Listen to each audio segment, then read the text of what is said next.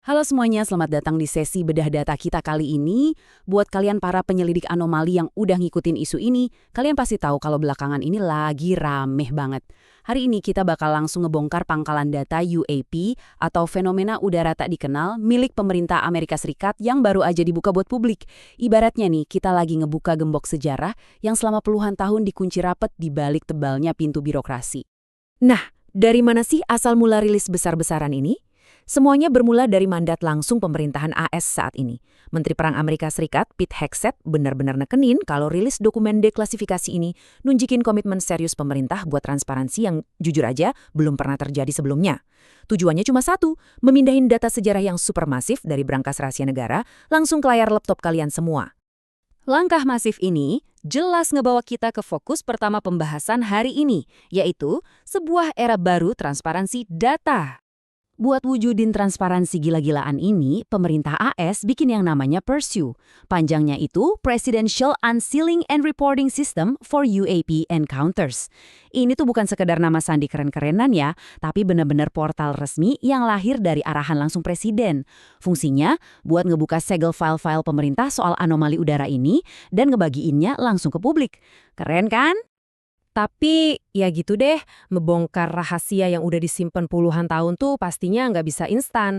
Makanya kita masuk ke poin kedua nih, hambatan analisis jutaan rekam jejak. Coba kalian bayangin deh skalanya. Puluhan juta. Yap, kita nggak lagi ngomongin satu atau dua laci kabinet berdebu di pojokan gudang loh. Pemerintah benar-benar diwajibin buat ngelacak, ninjau, dan mendeklasifikasi puluhan juta catatan sejarah. Dan tahu nggak apa yang bikin ini jadi semacam mimpi buruk birokrasi? Sebagian besar data yang umurnya udah puluhan tahun ini bentuknya masih kertas fisik. Jadi bisa dibilang ini tuh tugas digitalisasi yang luar biasa monumental. Selain urusan kertas, tantangan ini makin ruwet gara-gara butuh koordinasi antar instansi yang skalanya super raksasa. Bayangin aja, Departemen Perang harus nyamain protokol sama ODNI, FBI, NASA, sampai Departemen Luar Negeri. Mereka harus milah-milah data mana yang aman buat dirilis tanpa ngebahayain keamanan nasional. Sinkronisasi semua lembaga top ini jelas makan waktu yang nggak sebentar sebelum satu lembar kertas pun bisa dilempar ke publik. Dan setelah ngelewatin proses panjang itu, akhirnya rilis deh yang namanya rilis 01 atau rilis perdana. Ini ngebawa kita ke fokus ketiga kita, signifikansi arsip tahun 1940-an. Kalau kita nelusurin lini masa dari rilis perdana ini, rasanya tuh kayak lagi diajak jalan-jalan nembus mesin waktu. Kita bisa lihat data yang dimulai dari tahun 1945 soal peralatan persenjataan Jerman. Terus ada dokumen umum dari tahun 1947 dan 1948, sampai akhirnya masuk ke catatan soal cakram terbang di tahun 1949 dan 1950. Era pasca Perang Dunia Kedua ini tuh bener-bener krusial loh. Kenapa? Karena ini ibarat titik nol dari fenomena UAP modern, di mana kita bisa ngelihat langsung perpaduan antara rasa panik dan penasaran pihak militer pada masa itu. Tapi ingat, sebagai analis publik yang cerdas, kita nggak boleh langsung asal bikin spekulasi. Penting banget buat kita melangkah ke poin keempat ini. Memahami keterbatasan data rilis. Nah, ini hal krusial yang wajib banget kalian ingat. Sistem PRSW ini secara ketat cuma ngarsipin kasus yang belum terpecahkan. Jadi pemerintah sengaja ngunggah berkas-berkas ini tuh justru karena mereka ngerasa kekurangan data buat narik kesimpulan yang pasti. Terus gimana sama kasus yang udah terpecahkan? Kasus-kasus itu tetap diurus lewat jalur pelaporan hukum yang terpisah. Intinya, apa yang kalian lihat di database sekarang ini murni adalah jalan buntu intelijen. Dokumen-dokumen yang bikin mereka ikutan garuk-garuk kepala. Karena pemerintah udah terang-terangan ngakuin keterbatasan mereka, sekarang bola panasnya dilempar ke kita. Makanya kita masuk ke fase kelima, tutorial mengakses portal resmi. Oke, sekarang waktunya praktek. Buat kalian yang pengen langsung jadi detektif digital dari meja masing-masing, caranya gampang banget.